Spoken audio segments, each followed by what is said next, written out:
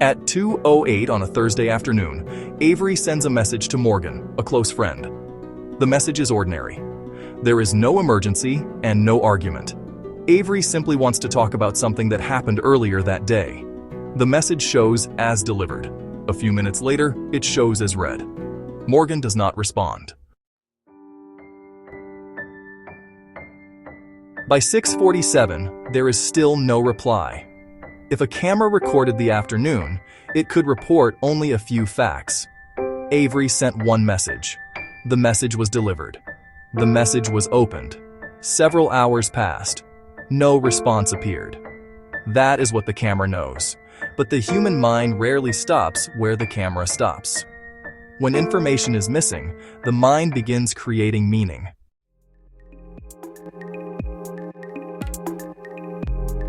The first narrator arrives quickly. This narrator calls the silence rejection. Morgan saw the message and chose to ignore Avery. Morgan no longer values the friendship. Perhaps Morgan is still angry about something Avery said last week. Perhaps other people matter more. Perhaps the silence is meant to send a message. None of these conclusions appears on the phone, but the story begins to feel as visible as the screen itself.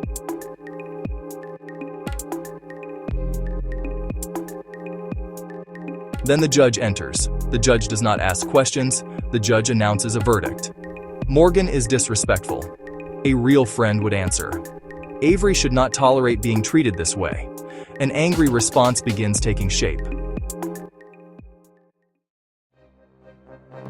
A second narrator can use the same silence to tell a completely different story. Perhaps something is wrong. Perhaps Morgan was driving. Perhaps there was an accident. Perhaps a family emergency occurred. The same unread silence now produces fear instead of rejection. Avery's heart beats faster. The shoulders rise. The urge is no longer to punish. The urge is to call repeatedly, check social media, contact Morgan's family, or drive to Morgan's home. The event has not changed. The meaning has changed, and the new meaning produces a different body response, a different urge, and a different possible future. A third narrator offers less dramatic possibilities. Morgan may have opened the message while walking into a meeting. The phone battery may have died. A child may have needed attention. Work may have run late. Morgan may have intended to answer and then forgotten. This narrator does not know the truth either.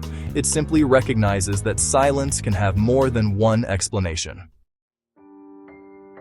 Avery pauses and separates three different voices. The camera reports, a message was sent, opened, and not answered for several hours. The narrator adds, Morgan is rejecting Avery. The judge declares, Morgan is disrespectful and deserves an angry response. The camera describes. The narrator interprets. The judge delivers a verdict and demands action. An interpretation can feel like a fact because the mind supplies emotion, memories, and physical reactions that make the story feel complete. But intensity is not additional evidence. Avery uses three questions. What does Avery know? The message was opened, and no response has arrived. What is Avery guessing? Avery is guessing that Morgan's silence is intentional, rejecting, disrespectful, or evidence of an emergency. What does Avery need? Avery may need more information. Avery may need to wait. Avery may need to send one respectful follow-up. Avery may need to discuss the pattern later if the silence continues or regularly causes harm. Questioning the story does not require Avery to pretend that disrespect never happens. It does not require blind trust. It does not require accepting poor treatment. It simply prevents a guess from becoming a verdict before the evidence arrives. Avery chooses a response that works under more than one possible explanation. If Morgan is busy, the message allows space. If something is wrong, it communicates concern. If Morgan is intentionally avoiding Avery, the message does not create new damage or surrender Avery's right to address the pattern later. Flexibility is not gullibility. It is confidence strong enough to investigate before reacting. Avery sends the message. The phone is placed face down. The silence remains unresolved. But the silence no longer controls Avery's next action. The event did not change. The message was still unanswered. What changed was the meaning Avery treated as certain.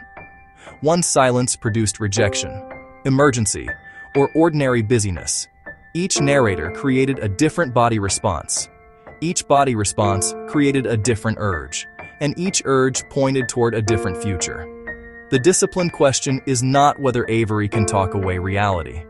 The question is whether Avery can separate what is known from what is being added. A feeling can be real. An interpretation can be reasonable, and both can still be examined before behavior makes them expensive.